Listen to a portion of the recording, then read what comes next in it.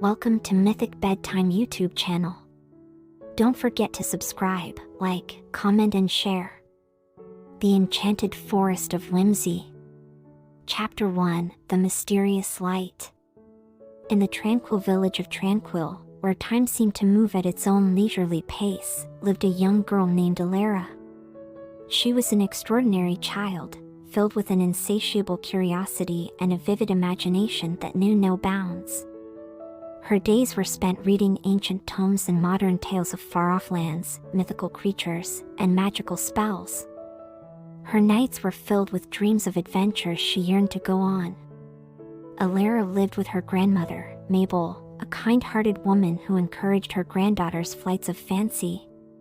Mabel was a storyteller, and she filled Elara's head with stories of brave knights, cunning sorcerers, and magical realms. "Remember, my dear, the world is full of magic. You just have to know where to look," she would often say. One evening, as the sun dipped below the horizon and the first stars began to twinkle, Elara noticed something unusual. A mysterious light, flickering like a distant star, was visible from her bedroom window. It seemed to be coming from the Forest of Whimsy, a place that even the bravest villagers spoke of only in hushed tones. Intrigued and excited, Elara felt a magnetic pull towards the light. She donned her favorite cloak, picked up her lantern, and with a sense of adventure coursing through her veins, she set off into the night. As she stepped out of her home, she felt a mixture of excitement and apprehension. The Forest of Whimsy was a place of legends, a place where magical creatures were said to dwell, and where many had ventured but few had returned. But Elara was not deterred. With her lantern lighting her way, she made her way through the winding paths that led to the forest. The night was dark, but the sky was clear, and the moon and stars provided just enough light to see by. As she reached the edge of the forest, she took a deep breath and stepped in. Chapter 2, The Forest's Secret. The Forest of Whimsy was unlike any other forest Elara had ever read about or imagined. The trees seemed to be ancient, their trunks twisted into shapes that resembled faces, animals, and even mythical creatures. The leaves shimmered in the moonlight, casting a magical glow that seemed to light her way. The wind whispered through the trees, carrying with it the scent of wildflowers and the distant sound of laughter and song. As she ventured deeper into the forest, Elara felt as if she were entering another world. The air grew thicker, and the atmosphere became charged with a kind of energy she had never felt before. It was as if the forest itself were alive, and she was walking through its veins. After what seemed like hours, she reached a clearing bathed in a soft, ethereal glow. At the center of the clearing was a pond, but it was unlike any pond she had ever seen. The water shimmered with iridescent colors, and golden fish swam in intricate patterns, as if performing a choreographed dance. As she stepped closer, one of the fish leapt out of the water and transformed into an elderly, wise-looking fish with a flowing beard. His name was Finley. "Welcome, Elara," said Finley, his voice tinged with a relief that seemed to have been built up over centuries. "We've been waiting for someone with a pure heart and an adventurous spirit for a very, very long time." Elara was amazed but took it all in stride. "Why have you been waiting for me?" she asked, her curiosity piqued. Finley sighed, a sound that seemed to ripple through the water and echo through the trees. "Our forest is in grave danger," he began. "The Heartstone, the source of all our magic, has been stolen. Without it, the forest will wither and die, and all the magical creatures that call it home will fade away." Elara felt a sense of urgency wash over her. "What can I do to help?" she asked, her voice filled with determination. Chapter 3, The Quest. Finley's eyes twinkled like the stars above as he looked at Elara. "You have the heart of a true adventurer," he said. "And that is exactly what we need." The Heartstone was stolen by Morwen, a dark sorcerer who was once a guardian of this forest. he became greedy and sought to use the Heartstone's power for himself. He has taken it to his lair, deep within the cursed mountains. Elara felt a shiver run down her spine at the mention of the cursed mountains, a place she had only heard of in her grandmother's stories. It was said to be a place of great danger, filled with treacherous terrain and guarded by fearsome creatures. Your quest, continued Finley, is to retrieve the Heartstone and bring it back. Only then can the forest be saved. Elara took a deep breath. The task was daunting, but she felt a fire of determination ignite within her. I will do it, she said firmly. I will retrieve the Heartstone and save the Forest of Whimsy. Finley's eyes glowed brighter, and he let out a sound that was a cross between a laugh and a cheer. Very well, he said. You will need this. He waved to Finn, and a small, intricately carved wooden box appeared before her. This box contains a piece of the Heartstone. It will guide you to the larger stone and protect you from some of the dangers you will face.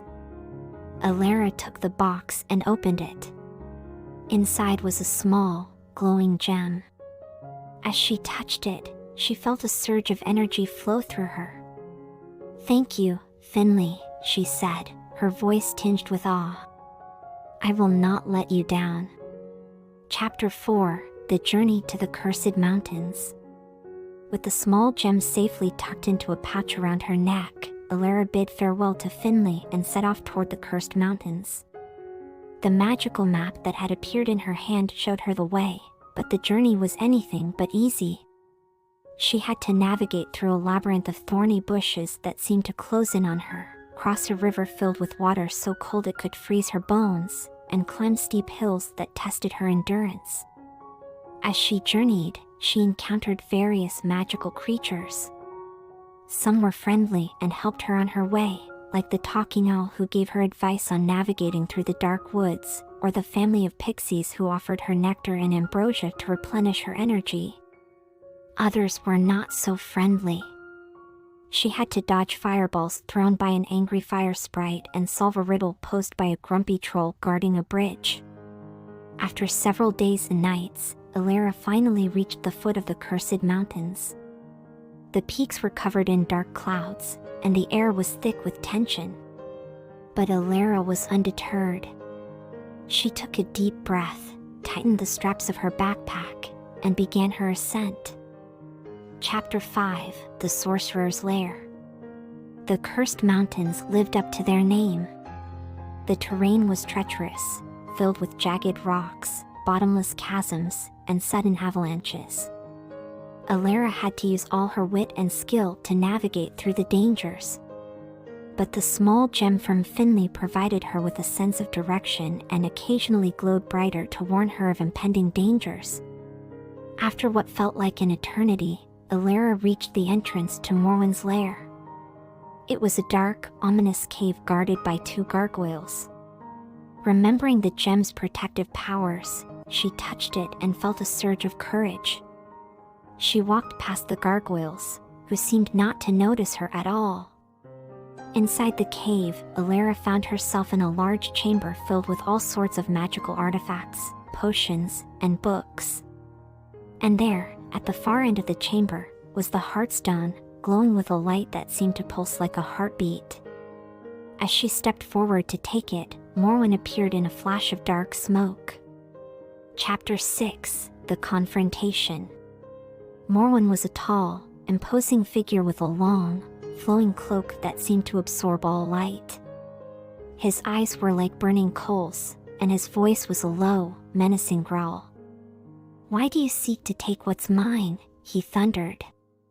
Elara met his gaze unflinchingly and replied, "I seek to return what was never yours to begin with. The Heartstone belongs to the Forest of Whimsy, and I intend to take it back." Morwen laughed, a sound that echoed through the chamber like the clanging of iron. "And what makes you think you can defeat me? I am a sorcerer of great power." Elara touched the small gem around her neck, and it glowed brighter. "I may not have your kind of power," she said, but I have something you don't have, purity of heart and purpose. Something in her words, or perhaps it was her fearless gaze, struck a chord in Morwen. For the first time in many years, he felt a pang of guilt and doubt. "Very well," he said, his voice softening. "Take it and go." Chapter 7: The Return and a New Beginning. Elara took the Heartstone and made her way back to the Forest of Whimsy. The journey back seemed easier, as if the forest itself was guiding her home. When she reached the magical pond, Finley and the other golden fish leapt in joy. "You've done it, Elara!" Finley exclaimed. "You've saved the forest!" Elara placed the Heartstone back into its sacred spot in the pond. As she did, the forest erupted in a symphony of light, color, and sound. The trees regained their vibrant hues, the wind resumed its melodious tune, and the golden fish transformed back into their original, majestic forms. Finley swam up to Elara and said, "You have saved us all, brave Elara. As a token of our gratitude, you may have one wish." Elara thought for a moment and then spoke her wish. "I wish for every child in the world to have a sanctuary, a place as magical as the Forest of Whimsy, where they can escape to in their dreams." And so, from that day forth, every child who heard the tale of Elara and the Forest of Whimsy found such a sanctuary in their dreams, a place of endless magic, boundless imagination, and infinite possibility. The end.